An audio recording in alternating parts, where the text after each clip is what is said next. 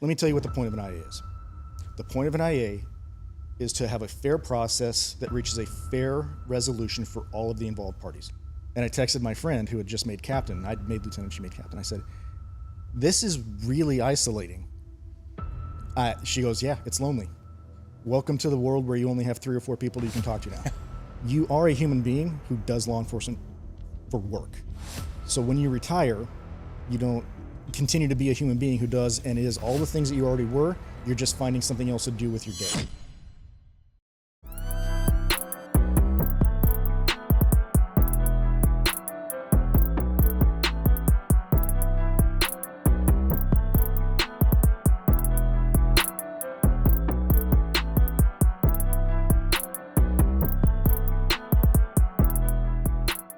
Welcome back to the IA Got a Police podcast here with your host, Marlon Marrache. Another special guest, Code 6, not too far from here. But before we get to know John, my apologies, Donchig, teacher, right? We were a teacher before you came on the job. Did I get that right? Yeah. What was your favorite topic? I love teaching English. I love teaching reading, writing. I loved analyzing poetry, plays, novels. Okay. Yeah, that was my favorite part of the job. Okay. Of Mice and Men? I actually loved teaching Of Mice and Men because... A little credit. Oh. John Steinbeck. Yes, it was... The Scarlet Letter. I taught the Scarlet Letter when I was teaching high school. But Of Mice and Men, go ahead. Sorry to interrupt. Of Mice and Men, no, great. I actually used parts of Mice and Men when I was teaching like the aspects of writing, and there's theme, there's foreshadowing, there's symbolism. I would use Of Mice and Men to teach foreshadowing because... talking about there's a scene early on where all the guys are in the bunkhouse and talking about the ugly dumb dog that should be put down. Talking about a dog, foreshadowing what happens to Lenny at the end of the book. Correct. So I would use that to teach that concept of reading literacy when I was teaching. I'm not just the IA guy. Just saying. Look, shout out to Monroe High School, class of '86. I believe in 10th grade I took a literature course, and of course John Steinbeck is one of my fave. But I'm a Capricorn, so I'm an Edgar Allan Poe. Love Poe. Edgar Allan Poe's the best, bro. He's a Capricorn. Capricorns are the best. Okay, let's move on. Got a question for you. How did we make the transition from being an English teacher to get into law enforcement? What was that all about? Right. Well, as far back as when I was in high school, like I had family in law enforcement, so from a young age I was, is this for me? Do I want to do law enforcement? But there was always a back and forth because I did have these, more academic interests. And I never really pulled the trigger on going into law enforcement. I needed something to do for after I graduated college. But one day I just said, this has been fun, but it's time. It's time for me to take the next step. Because law enforcement had always been in my mind. It had always been, it wasn't going away. It was never going away. So I decided to just do it. Right. So 06? Yes, 2006. So happy 20-year anniversary coming on. Getting there, yeah. Right. You're almost off probation. I got a question for you. You're in the academy. Did at any point you were thinking like, oh my God, I can't believe I went from being a teacher to like now I'm gonna like risk my life, take a bullet for, I want to say in 06 was what, 80 grand maybe? Oh, well, not even that much. Yeah, it was definitely strange. When it becomes real, because even having family in law enforcement and even having friends in law enforcement, they can only tell you so much. But then you get to the academy and you start actually talking. You spend all day with your classmates, of course, but you also have your instructors who have long law enforcement careers, your tax staff who have long law enforcement careers. And you're learning through their stories, through videos, through lecture, the reality of what you've gotten yourself into. And it definitely creates some cognitive dissonance there. And that never really goes away, to be, at least for me. There's always some new realization of this is what I've gotten myself into as I've gone through my career in different jobs in the department and different responsibilities. It never stops being a new realization of what you've gotten yourself into. If I may ask, and you'll know where I'm going with this. Did at any point in the academy did you have second thoughts about the fact that hey, I'm getting into this career?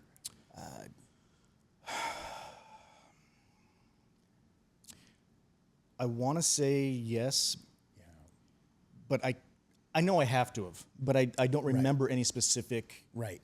period of time. I think we all do. We all do at some point. Like, You're a nervous wreck. yeah, like what is this actually? But I'm lucky. I'm the kind of person where if I commit to something, I don't waste a lot of time with. You're not going to quit. No. And sometimes that's, a positive thing, and sometimes it's not a great thing. It's not. And shout out to 798, my classmates. The reason why I ask, in case you're wondering, is because I had a classmate who was a teacher. And halfway through the academy, he said, Not for me. I quit. It's not for me. And that could have been the influence of the family, right? The wife, knowing the fact that you're risking your life. And at some point, you're probably just not going to come home. Yeah. And that's the reality of this career, right? And so you got to weigh the pros and cons. And I think for him, it just made him realize that, you know what, this is just something I want to do. And we totally respect that.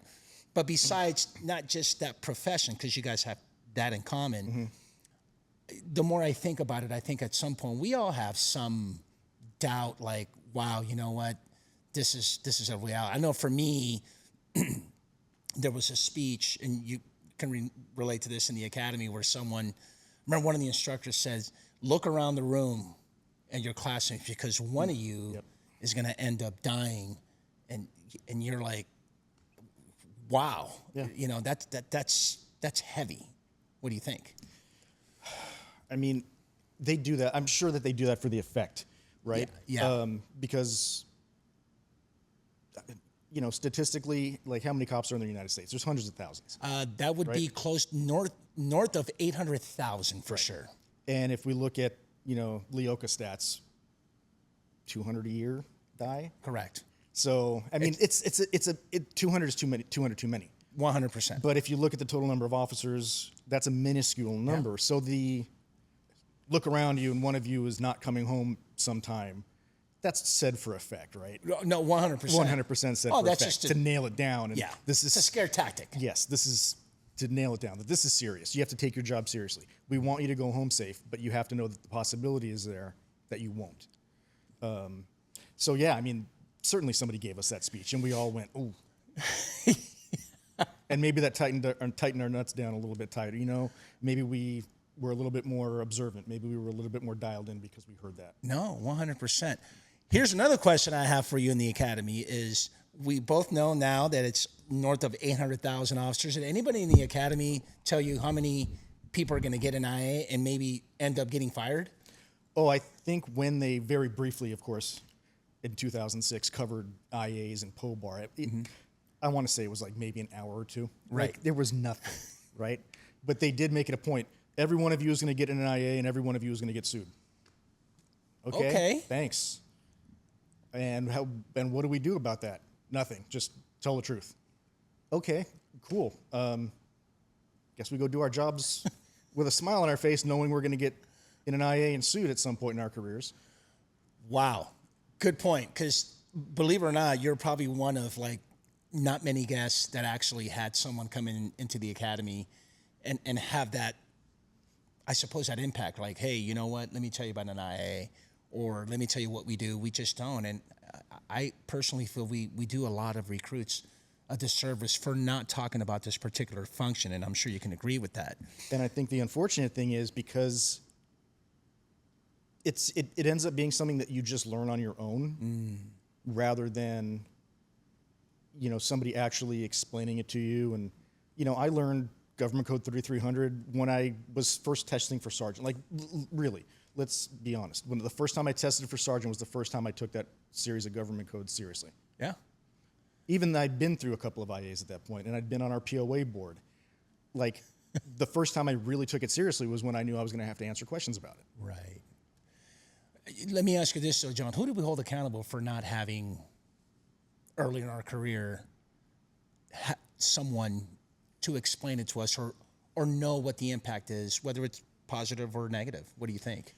I think it's definitely the supervisory and management levels at the organizations, but to a certain degree, because IAs and POBAR are something that it's one of those things that you can explain it to somebody, but they won't understand it until they have the context to be able to put the pieces in. But what you can do is you can sit down with somebody and say, you will likely be in an IA. It will likely not lead to discipline. Most IAs do not. You will go through these series of steps. And this is what you can expect when you're going through the IA, whether you are put on administrative leave or you're not put on administrative leave. Right. You can expect to be told this, and you can't talk about this. You can expect these impacts on your life. We can talk about that stuff, when I think we should do a better job of talking about that kind of stuff. Which kind of brings me to my next question. Your impression of internal affairs in 2006 compared to today, as we're having this conversation, has that impression changed? And if so, how? Drastically changed. Because I am in administration now. So I've seen IAs, or let me rephrase. I've gone through the whole roller coaster of new officer, literally my second patrol shift on my own, you're in an IA. Okay, what do I do? Don't talk about it. Okay, do I need a lawyer? Can't tell you what to do there. Okay. To, been through a couple of those, to finally understanding what the point of an IA is, and I have to give a credit to when I was in the Detective Bureau testing for sergeant, my Detective Bureau commander, one of my mentors at my job, was prepping me for it, and he said, okay, here's a potential question you're gonna get, and this is my fifth or sixth time testing for sergeant, right? So he says, you're gonna get a question about IAs. What is the point of an IA? And I went on some rambling 3-minute long, and he's like, stop. Stop. Let me tell you what the point of an IA is. The point of an IA is to have a fair process that reaches a fair resolution for all of the involved parties. That's it. That's how simple this is. And that's actually, to this day, what I view the ideal IA investigation to be. Not a headhunt, not a witch hunt. Yeah, right. It's not undertaken with the intent of exonerating or being found. It is a fact-finding process meant to come to a fair and equitable conclusion for all involved parties. I like that. I can see that. And of course, my next question to you would be, and perhaps maybe your mentor can probably agree with me, do you think that sometimes the punishment is the process as opposed to the actual penalty? I was actually thinking about that as I was driving in. Yes. And unfortunately, it is because of all of these, it's because POBAR, right? POBAR is intended to protect the individual officer's rights, but at the expense of the organization cannot be as transparent about what's going on as they would maybe like to be. And that creates an effect with the other employees where we have to order the officer, don't talk about this. We have to order the witness officers or employees, don't talk about this. We can't talk about it. That leaves a vacuum that, like you mentioned at the very beginning, now everybody else knows what's going on. Oh, yeah. And human beings like to have answers. So the answers get created without the actual facts, without the actual... Yeah, you committed a felony by the time you walk into the chief's office. Right. For hats and books, 100%. And we can't... We do it to ourselves. Yes, absolutely. I think we're the worst enemies, no matter if it's a critical incident or an IA. Oh my God, look what he did. Could have done it this way, and ABC. We do that all the time. Well, what I find hopeful is now, at least I see it where I work, and I've seen it at other places. Like when my friend Corey was on, about a month ago, I think. Shout out to Corey. Yeah, Corey, my boy. Yeah. One of the things he said was that I remember him bringing up was like the isolating process is. It feels like a punishment. And it seems like 20 years ago, it was deliberate. It was deliberate 20 years ago to isolate you, to don't talk. You're removing your support structure. You're removing the person's reason for getting up in the morning. The isolation was part of the process and deliberate. Right. But now I'm seeing it's a completely different. We're now encouraging, hey, so-and-so is on administrative leave. They're ordered not to talk about, it used to be, hey, this person's on an IA. They're on admin leave, don't talk to them. Yeah. Blanket, don't talk to them. Yeah. Don't interact with them. Right. Now it's, okay, this person's on admin leave. By all means, go have dinner with them. Call them. Give them a text message. Let them know you're thinking about them. If you guys go play basketball together, still go play basketball. because we told this officer or employee who was on leave, don't talk about these specific things. Of course. It's specific things you can't talk about. Talk about everything else. Talk about your families. Talk about the Dodgers. Talk about the Rams. Talk about whatever you want to. Keep the relationships. Keep the connections. Just don't talk about these little things. Yeah, and I think that's better for everyone involved. That's all I've been preaching. Shout out to Savage Training Group. When I teach internal affairs course for Savage Training, is we tell all the sergeants, to your point, just because you have an IA doesn't mean that you can't, even as the IO, even if I was the investigator, hey, John, you know what? I just got done wrapping it all up. I'm going to check for grammar, structure, and I'm going to turn it into my lieutenant for the next level review. Hey, John, you know what? The lieutenant has that he's going to be, I think he's going on vacation for like a week or two, but you should be, I'll let you know what's going on with that process, in 2 weeks. Hey, John, he's going to turn into the captain. They're going to have a meeting and brief about the incident. Right. So they know where they stand. Hey, John, you know what? The captain has already looked at it, and it's going to go up for chief's review. You should be hearing about the decision about this within a week or so. Hey, John, you know what? We just met with the chief. Hopefully, you're going to email or something, so you're going to get called in and adjudicate your complaint. Yeah.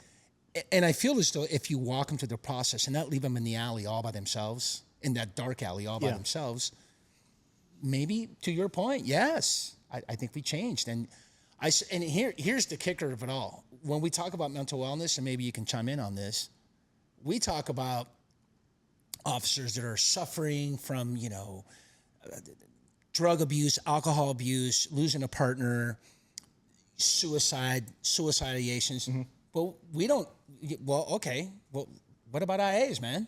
Yeah, that should be part of mental wellness. What do you think? Absolutely. Most, you were LAPD. I'm a small agency, much like, most of the agencies around here.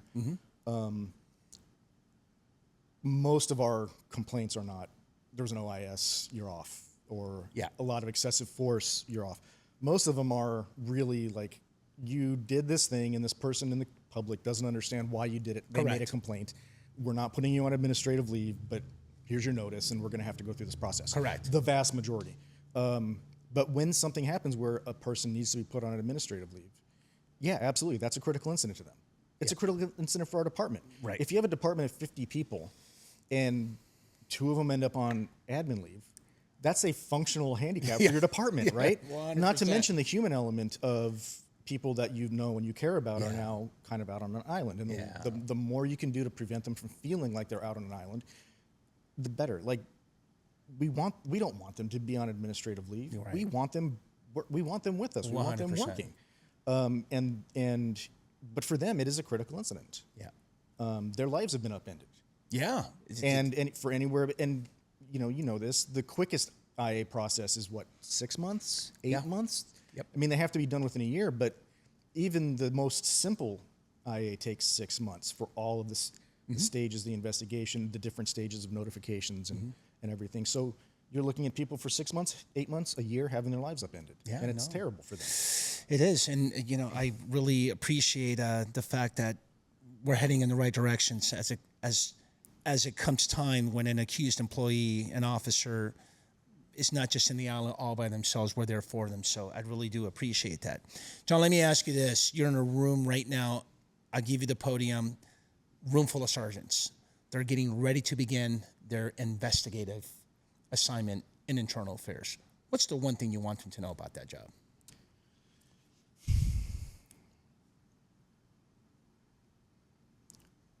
Well, first, that an IA investigation is not like a criminal investigation.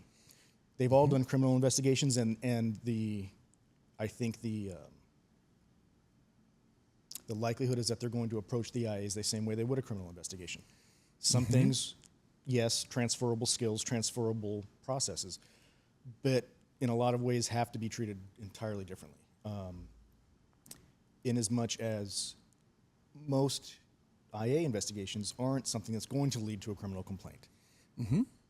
So you're not investigating a criminal, you're investigating a human being with whom you share a badge and a uniform. Treat them as such. Yeah, that you went to the academy with, and you guys were, carpool partners or whatever. Yeah, that was your... You guys worked the streets together. That was your beat buddy. That was your beat buddy. Yeah. Yeah. For years, but now, because you happen to be promoted, Yeah. you're going to have to be doing this. And Right. remember that it's not a criminal, by and large. Yes. That it is just a human being who may have made a mistake, and it's somebody that you have to inquire into, but also someone that you should care about as a human being.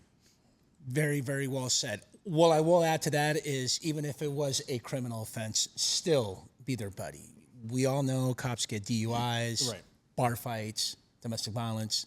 It happens. It's part of life. We don't want to leave them in the island, considering they got to go through the criminal portion Right. first before we get into the admin. So yeah, to your point earlier, we were talking about just hold them by the hand and just be there for them. As long as you don't talk about the You specifics. can't talk about what you can't talk about. Can't talk about specificity. With specificity, I always like saying that word. Yeah. Because I always had a hard time saying that. So I appreciate that. But no, absolutely. Thank you for sharing that. And what I will ask you is this: what's the one thing you've learned about your journey in law enforcement till today about yourself? What do you think? Well, for me personally, I think the most growth that I went through as an officer and as a person was the transition from being a detective. First 10 years of my career, patrol, FTO, SWAT, detective. When I became a sergeant, that transition period was where I learned the most about myself and how to be successful moving forward. But I think the one thing that is a recurring theme in my career is what got you here won't get you there. You always have to, when you're looking to make an assignment change or a promotion, regardless of what it is, your track record to the point where you make that change is only a small bit of what's going to get you to the next phase or have you be successful at the next phase. And if you ever stop being curious about yourself, if you ever stop trying to learn new skills, new ways to accomplish things when you get a new assignment or you're transitioning into a promotion, you're doing yourself a disservice. No matter how well you did your job before is not an indicator that you're going to do your job well, your new position or your new promotion, unless you put the same amount of work into it, getting good at it, learning about it, making mistakes, knowing you're going to make mistakes. If you don't have the same attitude about your new position that you did when you first stepped into the academy classroom, you're either going to fail or you're not going to be as successful as you could be. It's a constant learning of new skills, new ways to handle problems. I am an administrator now. The way I have to handle issues on a daily basis has nothing to do with how good I was as a street cop. Right. Zero. Absolutely nothing. And I didn't come to the position with that skill set. I had to learn the hard way. I had to go into it with open eyes and open mind, and I'm going to make mistakes, and I'm going to have to learn new ways of doing this. Part of culture also is that people look at you different now that you're part of administration. Yeah, absolutely. Yeah. Absolutely. And it's... Should it be that way? What do you think? I think it has to be that way to a certain extent, and it always will be that way to a certain extent. Yeah. I remember maybe 3 or 4 months after I made lieutenant. Okay. And at our station, lieutenant's, the watch commander's office is here, and the report writing room is here, and there's a big glass wall. And I remember I'm sitting at my desk working, and at some point I heard them all, you kind of hear them, can't hear what they're saying, but The scuttlebutt. can hear they're talking, right? Yeah. And then they all started laughing, and I looked over and I literally and figuratively saw this wall between us. And I texted my friend who had just made captain. I'd made lieutenant, she made captain. I said, "This is really isolating." She goes, "Yeah, it's lonely. Welcome to the world where you only have 3 or 4 people you can talk to now." And I'm like, oh. Because, like we were saying earlier, you make sergeant and your roll dog is now a subordinate. And I have very, very good friends that I started my career with. Like, we showed up at the same time who are now sergeants, and I love them. But there's things I can't tell them. Yeah, And there's things they won't tell me. Well, of course. And that's just the reality of the job. I'm going to definitely agree with you that there is a little bit of a division, if you will, where you have to have that because you're part of decision making. You have, especially with internal affairs, now you have that adjudicator hat on. Yeah. And you got to make decisions. So I totally get that part. But yeah, would you agree with me that sergeant is like the best job, I think, the best rank. And I say that because that's, for me it was, and I left as a sergeant from LEPD. I was a sergeant for 15 years. And that's where I gained a lot of my experience in discipline. But when I was working out in the streets, man, I felt like not only was I a manager, right? People are looking for me to make decisions, but it was just a lot of fun because you're stuck right there in the middle, right? You have to respond to command staff like, hey, okay, I got this, got the orders, roger that, boss. And then you have an impact and influence on the rank and file. What do you think? Well, the most fun I ever had was as a detective, but I do think sergeant, I still look back at my time as a sergeant as being the time where I had the most direct influence and impact on individual employees.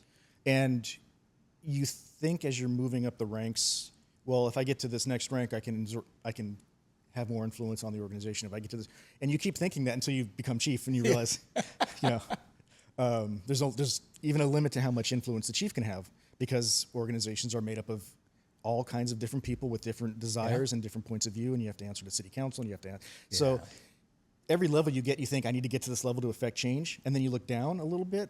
From hindsight, I look and I go, the last time I had an impact really could have an impact on a critical incident or on an individual person's journey as an officer or as an employee was as a sergeant. Oh, no, 100%. And you can agree with what I'm about to say, especially at a critical incident. You got an OIS, you're the first sergeant at scene, you got command and control, man, you got a lot of plate spinning. You got decisions to make. Appreciate that, John. Okay, let's move on. Talk to me about your journey with my dudes, my guys, KVD, Ken Van Dyke, and my dude Josh, man, JC. That's my guy, man. And I know you and I, by the time this comes out, we've already had a lot of fun and got to know each other even better at the CALFIA conference. So talk to me, man. How did CALFIA land on your lap? Well, I started as a use of force instructor in 2010.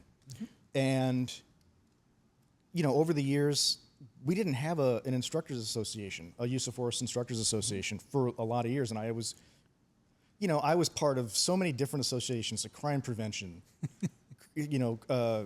crime analysis. All of these have associations, and 7, 8 years. Homicide and gangs. Besides, the obvious ones like CNOA and CATO and NTOA, but even there's really small niche associations. But for years there was no Force Instructors Association. 8, 9 years into my career, I'm like, what is this? Why don't we have a place where we can all, but daily responsibilities and everything, you go on with your life. And then at some point in I think it was during COVID, so 2021-ish, I must have done like a Google search for something related to use of force. And I finally saw that there was a Force Instructors Association, so I jumped on it as quick as I possibly could. I'm like, I'm going on the website. And how do I join? How much is it? I'm full send. I'm all in. I'm all in.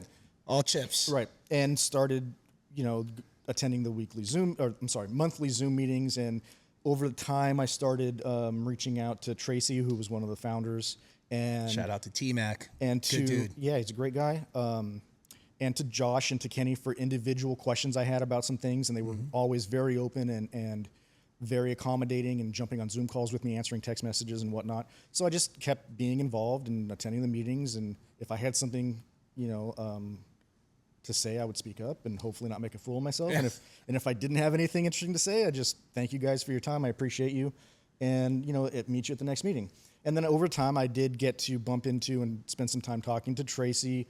When we were first setting up the first conference 3 or 4 years ago, I volunteered to help because I had some experience with post and setting up curriculums and stuff, so I volunteered to help. Okay.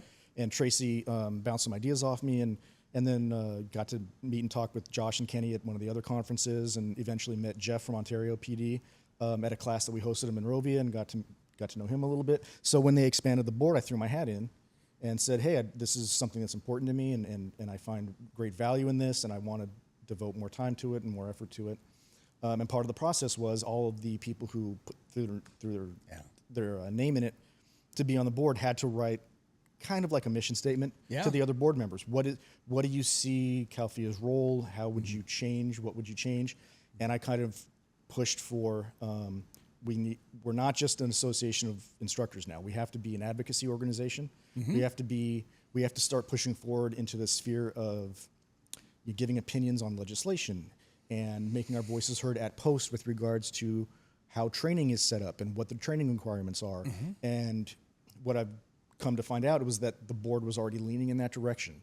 The current board, the seated board, it was already leaning in that direction. So I think when I wrote, kind of said that, it resonated, and that's how I ended up getting selected, I think. And that's really something that we are actively discussing is, one of the things we say, and Josh kind of coined this, was better training equals better policing.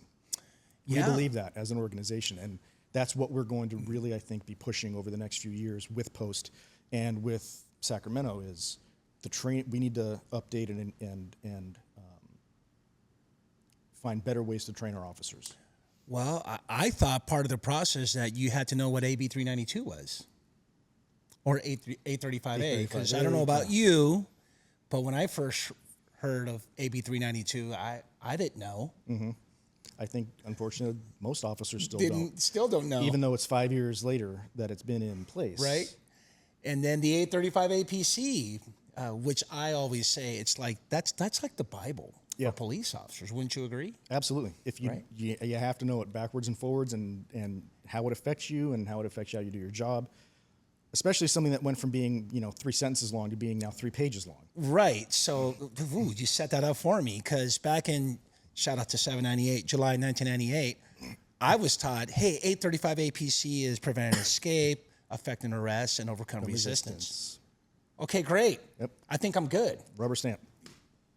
Good to go. Everywhere I go, okay, if I'm going to use force, those are the 3 things I have in my mind. Yeah. And lo and behold, we moved to 2006. About 8, maybe 10 years later, we had defense of others and defense of property. Yeah. Okay, got it. That's not that hard. But lo and behold, here we are in 2020 because of I suppose, all these landmark incidents, including George Floyd, right, happened. There was a major reformation.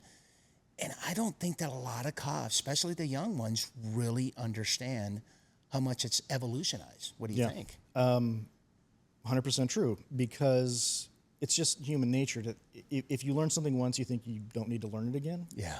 And so, a new piece of legislation comes in, right, that modifies 835A for the first time in however many, 50 years or whatever it was. Well, the people who are teaching force and the people who are teaching firearms and the people, they're all senior guys, right? For the most part. They're guys who have 15, 20 years on. They don't want to learn something new, so they just keep teaching from the same outline they've always had. If they address the changes at all, it's not necessarily comprehensive. They just say, oh, these things change, you should go read it. Or Lexable puts out a policy update and everyone just clicks acknowledge without actually reading it or whatever. Check the box. Right. Of course. And I have to feel like I have to say this. I'm not pointing fingers at anyone at my organization specifically. I'm talking about law enforcement as a whole. This is a culture thing. Yes, it for is. 100%. Entirely. We're not talking about your organization. No. LAPD. Here, and if I may interject, here's the other obstacle, I should say hurdle or challenge, is even in the academy now, bro, that learning domain on 835 APC, I want to say it's maybe 2. You can correct me if I'm wrong, but I don't even think it's 4 hours. I don't remember. Maybe it's 4. I have it printed out. And the reason why I say that is because I got invited to, so in LAPD, what they have like this special program, if you will, where you'll go on probation your whole year, like from the first month up until the last 12th month, and then you're off probation. So right before you get off probation, they invite you back, like an update, if you will, where we get to talk about, okay, what's your experience been, do's and don'ts, pros and cons, what can we do better? And so I get invited to speak, and we were talking about, I want to say critical OISs and response, and I put in the whiteboard, AB 392. Mind you, these are officers that have been out of the academy, not even I want to say a little over a year. I think one, maybe room of 25, I think 2 raise their hand and says, I kind of think this is 835. I'm glad you said that. Oh, what is 835 APC? And again, we don't want you to know it verbatim, but at the very least, you want to be able to have a good understanding of the concepts that now you do have, Hayes v. San Diego. There is totality of circumstances that's codified.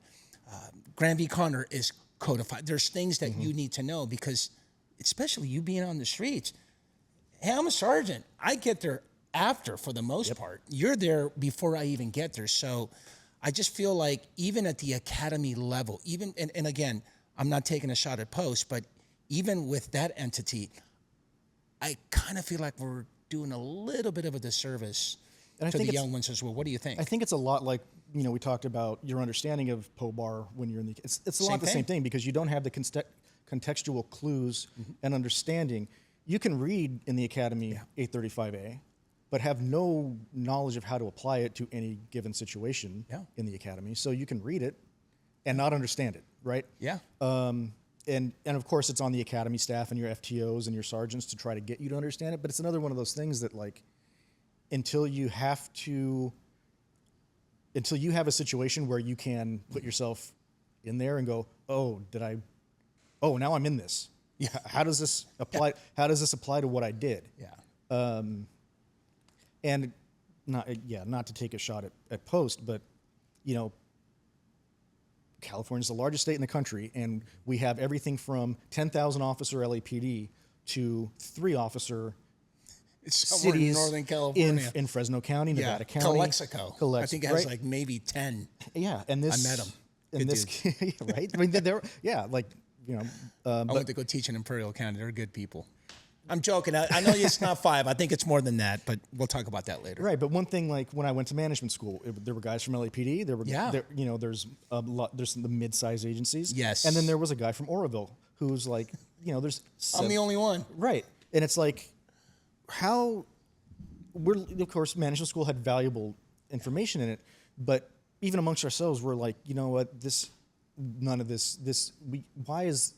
why is Oroville PD going to the same management class that LAPD is going to? Yes. And then, because Post has to come up with something that is codified and applies to the entire state of California. Correct. And the whole gamut of organizations and sizes and needs and everything. And it just, one size fits all training. Yeah, and you know what? I'm going to take a jab too, because I did go to post management. I was a lieutenant at Cal State Dominguez Hills. Shout out to Toros, go Toros. I spent 1 week for 3 months, 1 week out of the month for 3 months.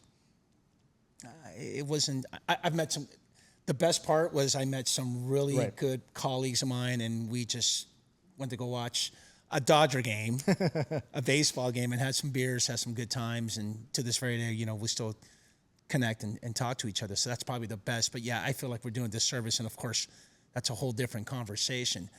I appreciate you taking the step forward with use of force, because you're right. I don't think there was or anything that kind of identifies use of force instructors. Right.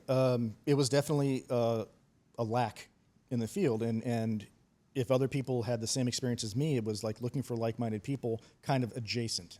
I was looking for people who understood things like, how to apply crowd control principles. Like, I would have to go to NTOA or Cato for that prior. Now we have, CALFIA has people that we can call, like Spencer Fomby, who are experts in that, like absolute experts, right? So having now an association where, and I think because of what it's called, people may have this understanding that it's all a bunch of guys who just do jiu-jitsu all the time. Yeah. But no, it's a large umbrella. It's of course, it's defensive tactics and arrest and control. 100%. But it's impact weapons, it's firearms, it's taser, it's crowd control. All of these things fall under the big umbrella of use of force. Yes. And the more we can all learn from everybody who is an expert in all of those different, get them all into the same tent and learn from each other, the better off we're all going to be. Because sometimes, an incident that occurs in a crowd control situation will generate, for example, a lawsuit that then impacts everything 100%. Else. Or a taser deployment will, now there's case law that affects everything else. Yeah, 100%. I am the IA guy, and I got to flex a little bit. And what I was trying to accomplish last year that didn't go as planned or well is not many people talk about the administrative internal affairs process of a critical incident. We don't. And me personally, that's just me throwing a jab out there to CALFIA, where my point is that there's agencies, maybe medium to small, where you get into a use of force so grave, right? so excessive, if you will, that the suspect ends up at the hospital and they get hospitalized. They get admitted. Who investigates? Right? And so, lucky and fortunate me, we have forced investigation. It's considered a critical incident. So we do a full-blown investigation, soup to nuts, frame by frame, second by second. And I don't think there's that angle of use of force where we think about, hey, if this is a newsworthy event, it is so bad to the point where they ended up getting hospitalized with like split their head and the staples in their head. Who's going to investigate that? Or how do we go about investigating that? Right. Or what entity? How does that happen? And I think I'm hoping that CALFIA heads that way, because that's also a part of that big umbrella, like you said. What do you think? Luckily, not something that happens a lot in an agency like mine, but it absolutely could. And this is something where I'm a big fan of a book called Crisis Ready, which talks about having a playbook in place for, it's not law enforcement based, but it has some law enforcement examples in it. But it's like, you don't want to come up with your plan on how to handle a situation after the situation's happened. Correct. You need to have a plan in place well beforehand that's been vetted, looked at, and that way whoever ends up having to enact the playbook, it's there for them already, 100%. right? But a lot of times law enforcement is reactive. Yes. We haven't had a problem yet, which means we're doing our jobs well. Yes. No, luck is not a tactic. Right. Right? You've been Good lucky. point. You've been lucky so far that this hasn't happened in your Yeah. agency. I think the way it's got to go is for something like that, for the sake of transparency and professionalism. I think the way it goes is those should not be handled in house. Right. There has to be an outside entity that, it's all too easy for people to say, oh, well, you're just protecting your own. If you don't find the officer, if you don't find it to be a sustained allegation, if it's anything other than sustained, you're just protecting the officer. Oh, yeah. 100. Well, I've heard of that. yeah, right. And it's harder to make the argument that, no, this was a fair, impartial investigation that came to this conclusion. It's much harder to argue against that if it is an outside entity, whatever the entity happens to be, and subject matter expert.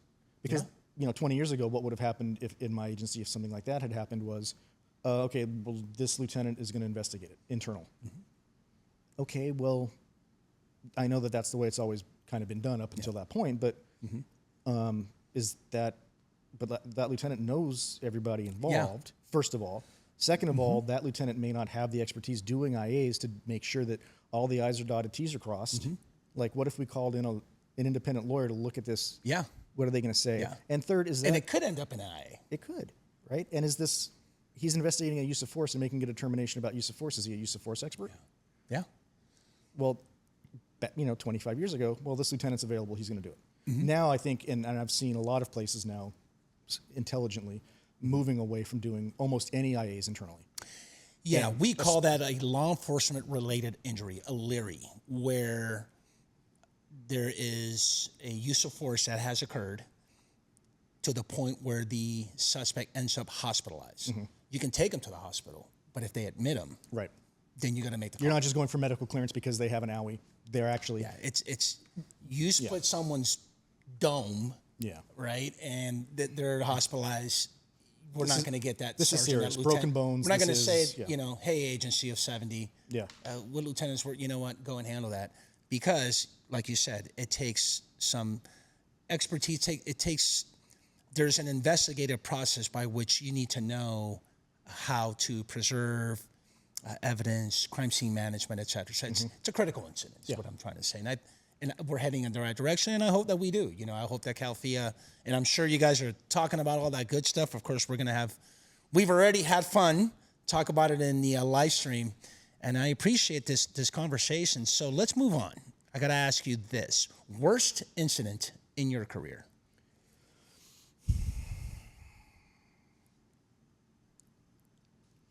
The one that's had the most lasting impact on me personally is not something a lot of people I don't know. I don't want to put words in people's mouths, but it's the proverbial baby not breathing call. Because I know that I've been in much hairier situations. I've been on multiple active shooters. I've been on some really hairy stuff. But the worst thing I can remember was an incident when I was a relatively, maybe a year or two on, I can't remember exactly. This poor little baby was very, very ill. Found out afterwards that leukemia, like this child was very ill. But when we got the call, it was the hysterical woman on the line basically screaming about her baby. We get there, baby is throwing up blood, eventually stops breathing and died. And I will never forget having to watch this mother watch her baby die.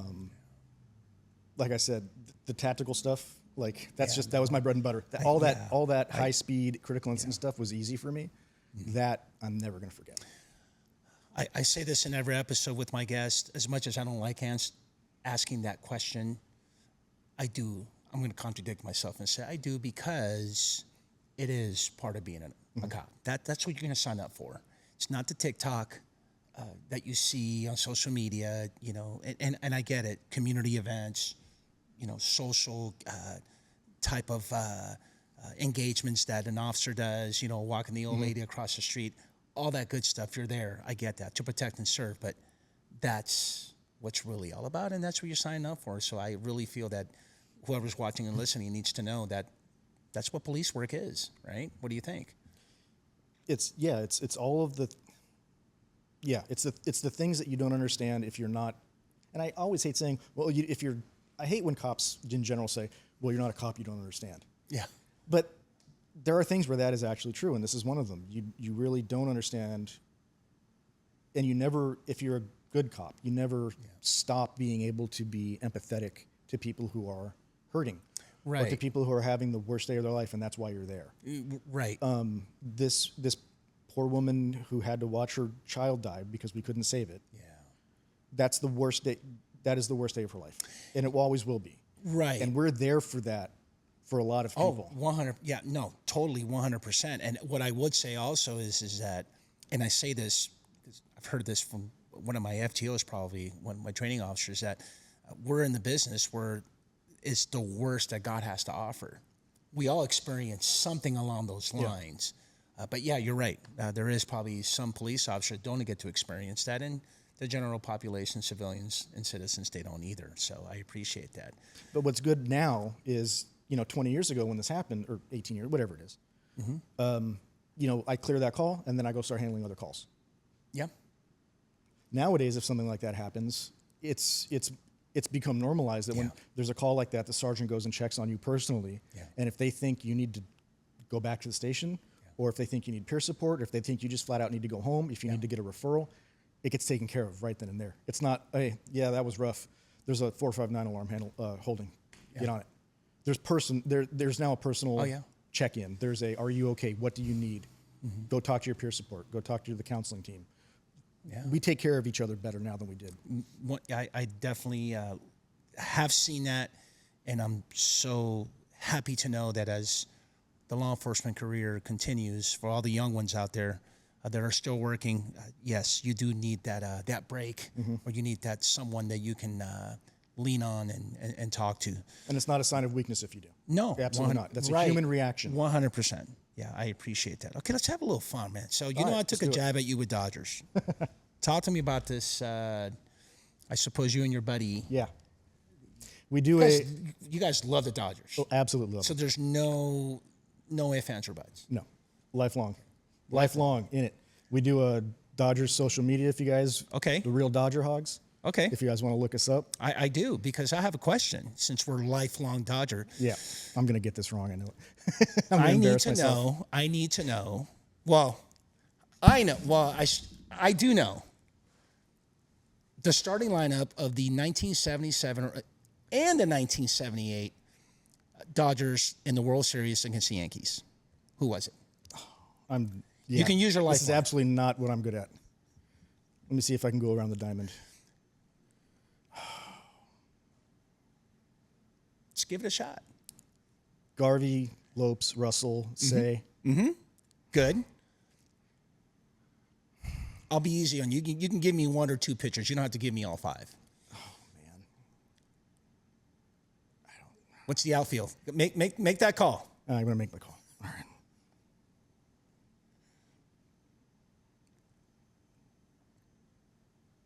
Hopefully he picks up. Hopefully he does. Yeah.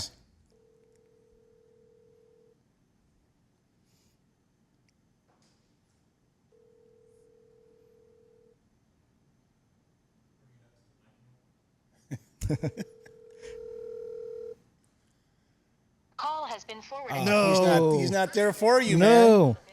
That's all right. Okay. Catcher. Well, I'm out to help you out. Steve Yeah. Yeager. Oh. Okay. Let's go with the outfield. Okay. Outfield. That's kind of easy because there's always one that's always like I kind of miss. Baylor? So you got Reggie on one side, Reggie Smith. Reggie Smith. Okay. Baker? That's right. You got Dusty Baker. Who was in the middle? You know, and I always kind of, I don't get this wrong because I know he was there, but someone has to correct me. And I'm not going to Google, I never do, because I don't want to, but let's go with Kenny Landreau. Oh, yeah. I believe so. I might be wrong because I think Ken Landreau was part of the 81. Yeah. I remember him in the 80s. I don't know. So for all you Dodger fans out there, including he's like your bestie. He didn't have your back, bro. He didn't answer your phone, bro. This was out of nowhere. So we need to ask, who played center field against the in 1977, 1978 in the World Series against the Yankees. I can even take a jab at the Yankees. So we have Thurman Munson behind the plate. Most underrated catcher of all time. Chris Chambliss first. Bucky Dent. Right. Short. Willie Randolph second. Craig Nettles, shout out. Third base. Of course, Reggie. Mr. October. Yeah. And then I run into someone's going to have to help me with left and center field because I'm stuck there. With that being said, of course, we have, and the reason why I know this is because when I came from Peru I didn't even know what this game was, and I landed in 1977, and this is what I saw on TV, and I'm just like fascinated by all this. I fell in love with baseball so much that I wanted to be the next Louisiana Lightning. He's also called the Gator, Ron Guidry. And by the way, a couple of the pitchers for the Los Angeles Dodgers was Bert Hooton, Bobby Welch, right? And Don Sutton. Is Sutton, what I can remember. Course. How could you forget about Sutton, bro? Come on.